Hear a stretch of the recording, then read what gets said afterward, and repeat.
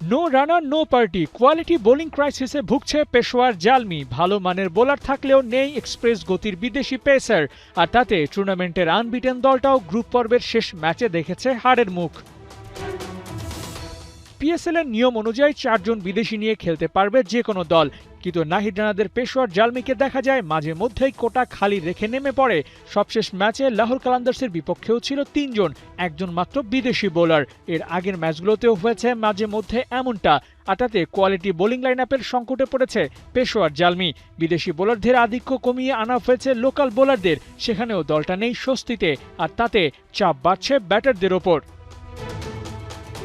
Batting line up ভালো হওয়ায় পেশোয়ার এ যাত্রায় বেঁচে গেছে।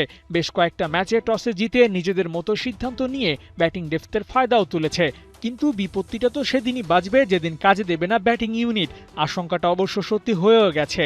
লাহোর কালান্দার্সের বিপক্ষে 199 রান করেও তার ডিফেন্ড করতে পারেনি পেশোয়ারের বোলাররা। একমাত্র বিদেশি বোলার ব্রেসওয়েল 2 ওভারে দিয়েছেন 22 রান। ব্যাপারটা এখন এমন যে অপশন তো বাড়ানো যাচ্ছেই না, যারা আছেন তারাও সেরাটা দিতে পারছেন না।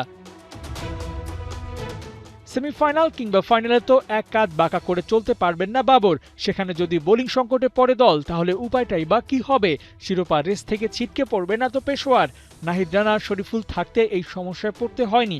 নতুন বলে রানা শরীফুল দুজনেই ইকোনমি ধরে রাখার পাশাপাশি উইকেট নেয়ার সার্ভিসটাও দিয়েছেন, আর এটাই এখন কনসার্নের ব্যাপার।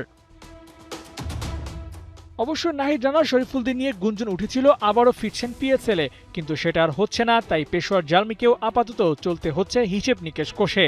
মঙ্গলবার সেমিফাইনালে পেশোয়ারের হবে অ্যাসিড টেস্ট, সেখানে পাশ করলে ভাবনাটা ফাইনালের। আবু নাইম, ৭১।